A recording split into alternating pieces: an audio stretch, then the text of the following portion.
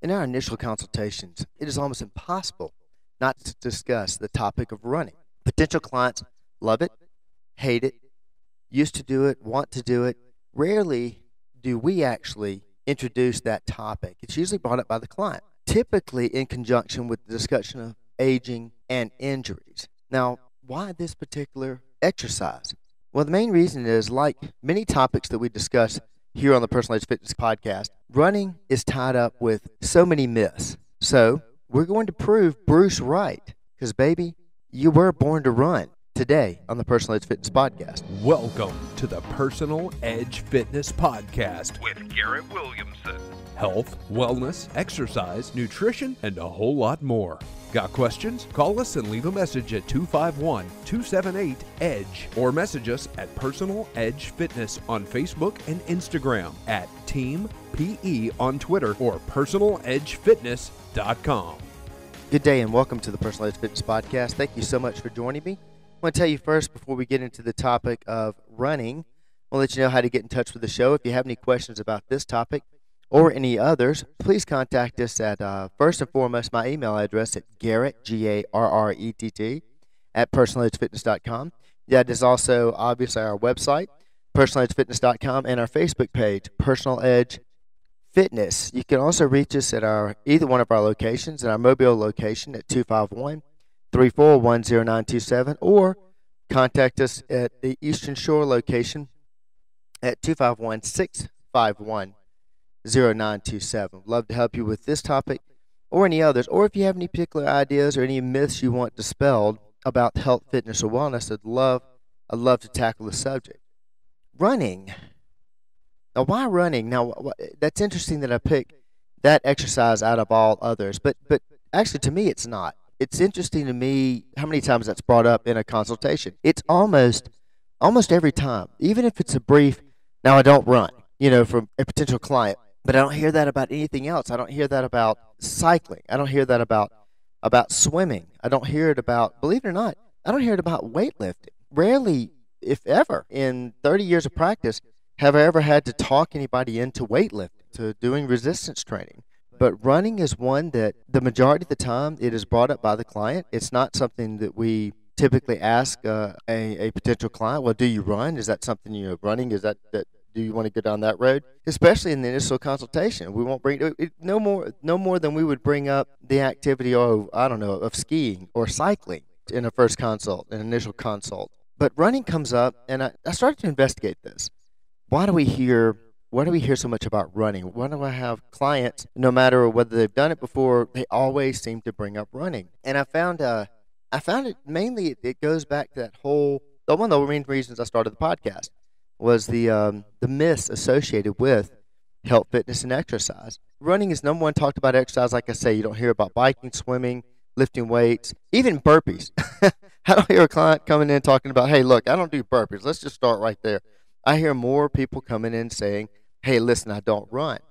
One of the reasons I found that people come in and talk about that particular exercise is that running so many times is attached to aging and injury.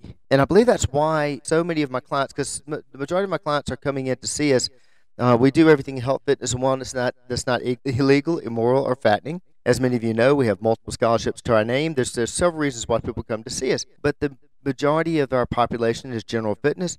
They're looking to live longer, and running has so much stigma, lies for that matter, attached to it that deal with time passing on a calendar, what most people call aging, and injuries. And so that's why so many people throw up their hands and say, look, I don't run, or they mention the fact that maybe they used to run, but they don't do that anymore because time passed on a calendar, I can't do it anymore. There's some interesting things about running opposed to any other sport also. One of the most common problems I see with running, and as opposed to any other sport, is we don't train for it. Running's not something, if somebody were to take it up, it's not something they would typically go out and seek professionals to help them train for. Now, you do have running coaches, and we have running coaches at Personal Edge. We've coached a lot of people to run as far as that goes, but if somebody's going to take up running, they usually just take up running. They just start running. Let me show you a difference in why I bring that up about running. And you don't see that in other sports. If somebody retires and now they're going to take up golf, typically won't just go out and buy a bunch of clubs and just go start, hitting balls. They're usually going to contact a pro. If you played tennis, most likely, whether you started as a child, started in your adolescent years, or even started in your adult years playing tennis, most likely you sought out a coach. You got into a group and did training that way, or you sought out a private coach.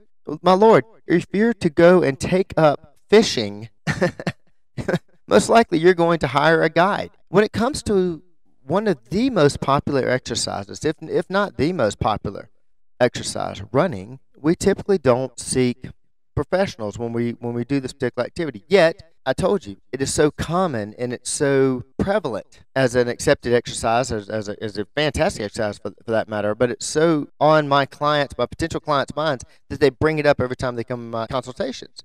I don't feel that everybody should run. That's not what this podcast is about by any means. I happen to be a multisport athlete. I've raced in national championships and world championships in all three, the sprint triathlon, aquabike, and currently racing in a aquathlon. I ran track in college, which is to say I ran 120 feet.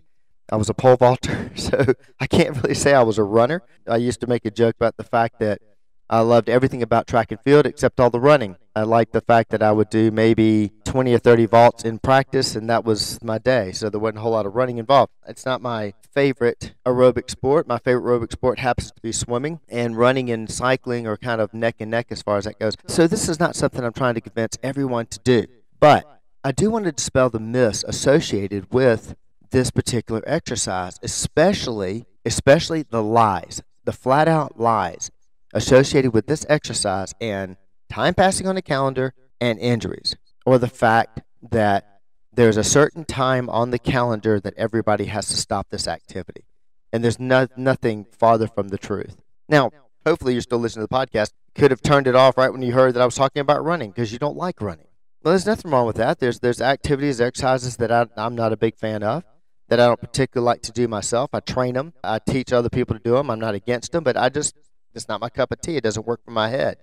And I understand that. But you need to understand why you don't like an exercise. And I don't want to bring up any specific examples because I don't want anybody to think that I have anything against a particular exercise. But if there's exercises that I do, that they're exercises just like my clients do, that it just doesn't speak to them. It doesn't work for their head. I understand that. But make sure that you aren't staying away from an exercise because of a false belief or some sort of a myth or some sort of a lie.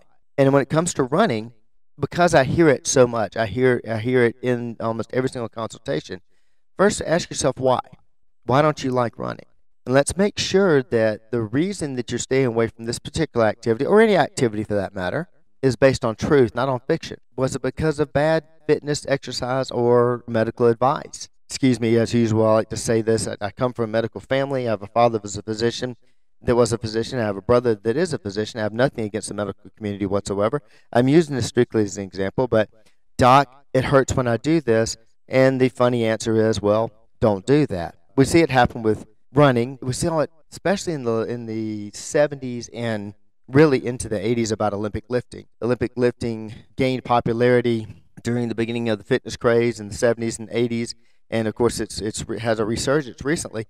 But I say resurgence because when I first started practicing, I was dealing with the sort of the middle part of the anti-Olympic lifting phase. I had clients coming in, and the first thing they would tell me when they were doing a consult is, "Now I don't do squats. My doctor told me not to do squats." Well, my first question to them was, how do you sit down? That's a squat. People were doing Olympic lifting. They were doing it incorrectly. They were going to their physicians and saying, "Hey, look, I've got a pain. I've hurt myself." "How did you hurt yourself?" "Well, I was doing Olympic lifting." Therefore, many people drew the conclusion, many medical professionals drew the conclusions that, well, lifting weights and doing Olympic lifting is bad for you. No, we were doing it incorrectly. Same thing with running. You have a lot of people that develop an injury from running, just like they would develop an injury from any other exercise. I've had clients that have developed shoulder injuries from swimming, which is supposed to be the fantastic low-impact exercise. But if you can develop an injury from any kind of exercise, it doesn't matter. It doesn't mean that the exercise itself is bad at all. I had a client whose wife, quote-unquote, developed an injury from an elliptical trainer. And I started talking to my client about, what happened? What injury did she develop from an elliptical? And his automatic response, and her automatic response was, well, elliptical machines are bad. Wait a second. What do you mean? This is fantastic, heavily researched device. It's extremely popular, extremely beneficial, very low impact. Why is it bad? Well, she developed a back problem. She has a back problem, and the elliptical caused the back problem. Well, I actually watched her use the elliptical, and she was doing incorrectly. I know that sounds silly, but it was an elliptical that had arm movement, and once she got going, she started violently twisting when she was working the arms, and she was not doing any kind of lower back work. Therefore, she injured her back. Therefore, elliptical equals back problems. I'm beating this to death. You can have this with most any type of exercise, but this is where these unfounded myths, these lies, develop associated with an exercise. Usually it's because we've done something to hurt ourselves rather incorrectly, or maybe it was an accident. But remember, an injury, and I'll speak about this in a minute, an injury is not a life sentence. Typically, it's not a life sentence. An exercise injury is typically not a life sentence, unless, of course, it's something incredibly debilitating. But something temporary, it's something to get over, and it doesn't mean give up the activity itself. Also, many people stop or won't do an activity because of what I call a vicarious injury. And that is that my friend I heard who had done this activity, he'd gone and run and he's destroyed his knees. Therefore, I'm not going to run. That's what I call a vicarious injury, because that didn't happen to you, obviously, which is why I call it vicarious. On top of that, it's also further removed from the normal misinformation. And what I mean by that, you didn't have the actual experience yourself, so you have no idea what happened. You're even more clueless because you're so far removed from the actual situation. The person that actually injured themselves may have found out that, hey, they were told by a medical professional or a fitness professional, look, the reason you injured your knees is because your quadriceps or your hamstrings or your form, what have you, were either weak and or your form was wrong, and that's why you hurt your knees. And the way they would tell it to their friends is, well, I hurt my knees running. And so when you have that vicarious injury, that can deter a lot of people because they've heard that, well, that's bad for you. I've heard a lot of people say that's bad for you. It's not true. Research it for yourself, understand the situation for what it really is, and seek professional help as far as that goes, and finding out about an exercise or about an activity if you are so interested to do that activity. Still, you may be wondering, why am I talking about running? Why am I not talking about another exercise? And of course, I'll probably get into some of those on other podcasts. But again, because the aforementioned, so many people bring it up. But there are many reasons why I feel running is important, why I feel it's something that we should educate ourselves about and be at least open to the idea. And a lot of it deals with because of so many myths associated with it. But first, our bodies are built to run.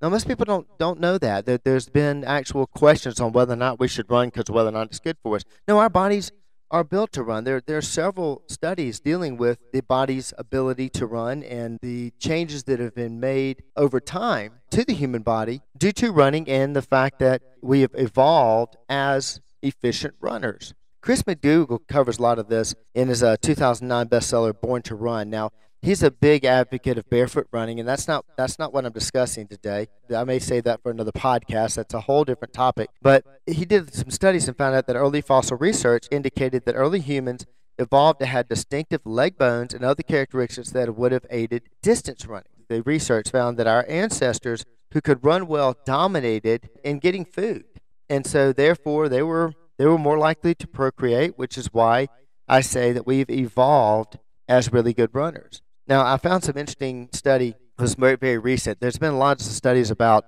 the fact that we have springy tendons and ligaments and even muscles. The way our calf is built, it's built as a shock absorber to absorb shock when we actually land. And so because of those components, we are built as very efficient. It gets even more technical than that, and I'm actually looking at an article from the New York Times about some studies that a professor of human evolutionary anatomy from Harvard University, his name is Nuchal Ligament, did on running and on our body's ability to run and biomechanics. And something that he found that we have a special ligament that allows our head to remain steady when we're running. And the name of the ligament is called a Nuchal Ligament. A dog has this, a horse has this, animals that we attribute to running animals and have a natural ability to run actually have this ligament.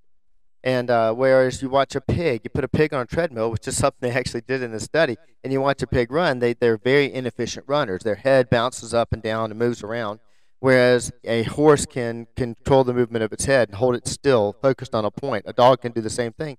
So can humans. Another way we are made to run. Still even further is the way our bodies are built. Since we stand erect, we don't have the sun typically beating down on a large amount of our body. Typically, it's beating down on maybe our head and our shoulders.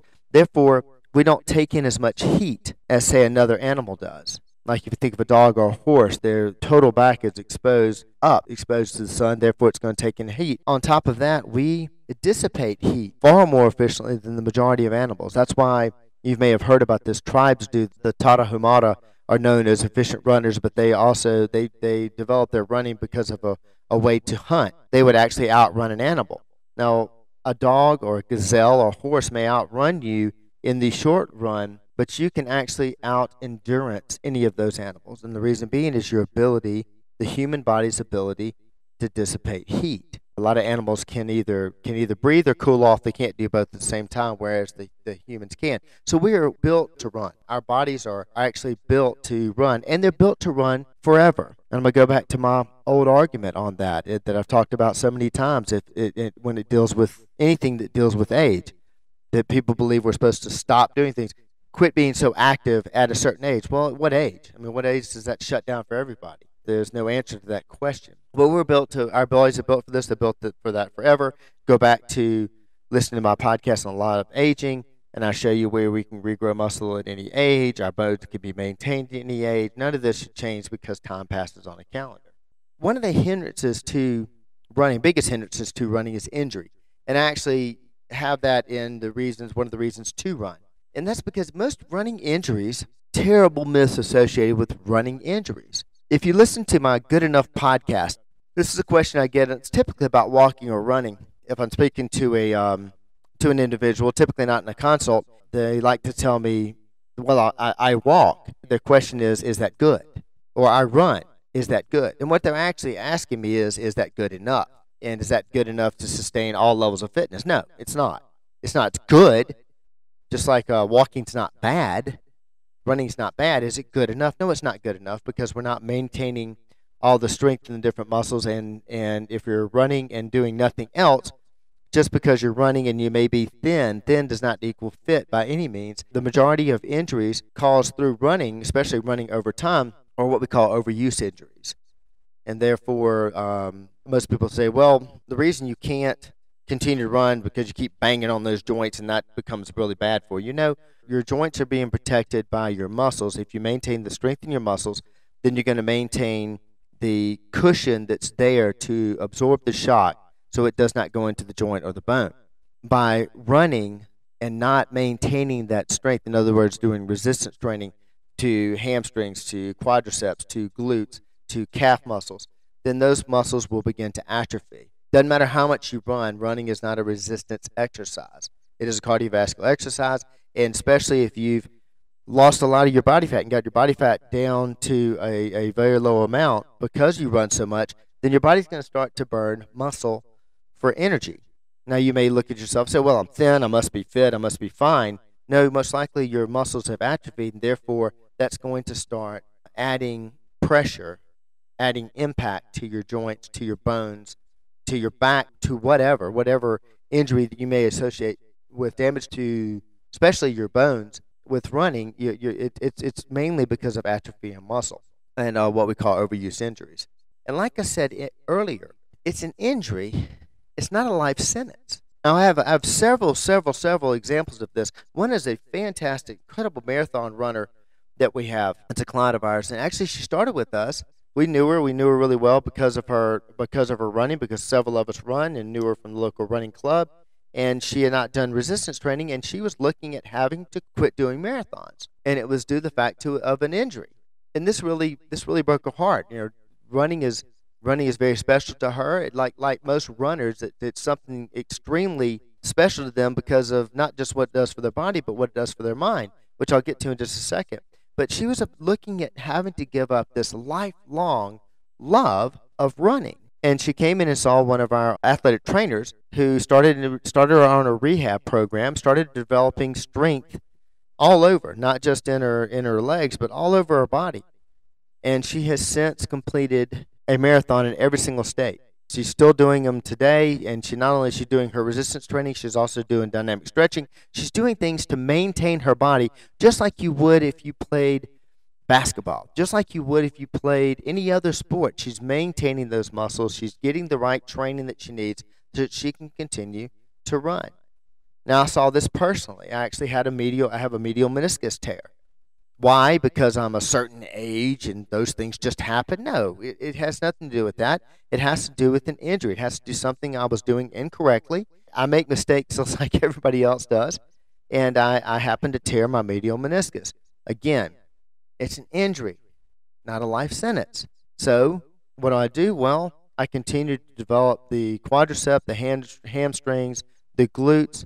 I actually I had one of my athletic trainers give me the protocol of what I needed to do in order to maintain the strength around that knee so that I wouldn't cause the impact. I went and saw a specialist as far as shoes were concerned to get the right type of shoe to give me a little extra cushion to absorb the impact, and I'm back running again. Again, it's an injury. It's not a life sentence.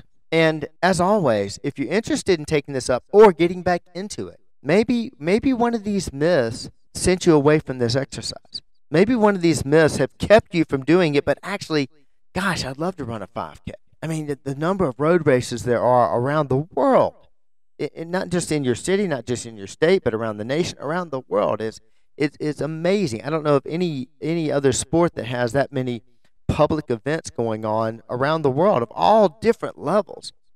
And if it's something that you wanted to get into, but one of these myths have kept you from doing so, find a coach. And I highly recommend finding a coach that knows something about anatomy and physiology, and not just because they run. Find somebody that not only knows about running, but knows about the body, knows about the human body. Of course, I'm going to highly recommend a trainer that's got at least a degree in exercise physiology, kinesiology, sport medicine, somewhere in that territory, so they can give you the correct advice. And then also work on your form. Form is extremely important. You can hurt yourself real easy by doing it wrong, just like Olympic lifting. I mean, you can hurt yourself by swinging a golf club the wrong way. And so understanding actually how to run and how to build yourself into a running program. You know, you don't just take off and start at a 5K if you've never run before. There are copious amount of programs that are available that do a couch to 5K. We can put one of those together for you if you're interested. From doing nothing to actually running a 5K, running a 10K, running a half marathon, running a marathon. But you want to slowly build into that just like you would with any other sport. Running's easy. Anywhere, anytime. It requires the least amount of equipment. I mean, we're talking your clothes, including your shoes, and you can do it inside on a treadmill. You can do it outside and do it in the neighborhood. You can do it in a downtown area. I'm actually traveling right now, and I've got my running shoes with me. I can step outside, even if it's cold outside. I just bundle up a bit and go for a run. I have a day pass to a facility here in Wyoming where I am right now, and I can go and hit the treadmill and go for a run. It's very easy. It's also fantastic for your mind.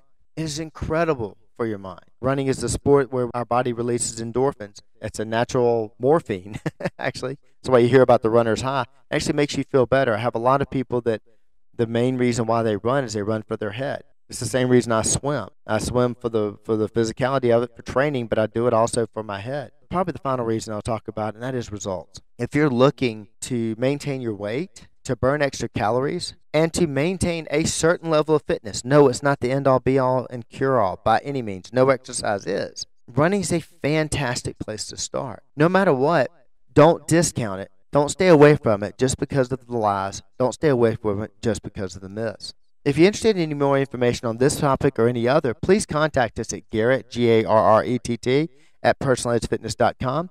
You're welcome to contact us via our website. Of course, that's personaledgefitness.com.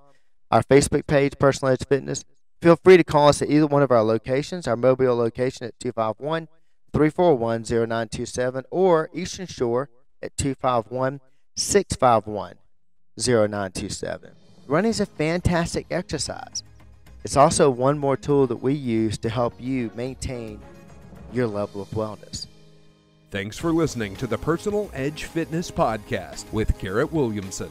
Subscribe now and be a part of the show by calling 251-278-EDGE or message us on Facebook and Instagram at Personal Edge Fitness or at Team PE on Twitter, and visit us at personaledgefitness.com.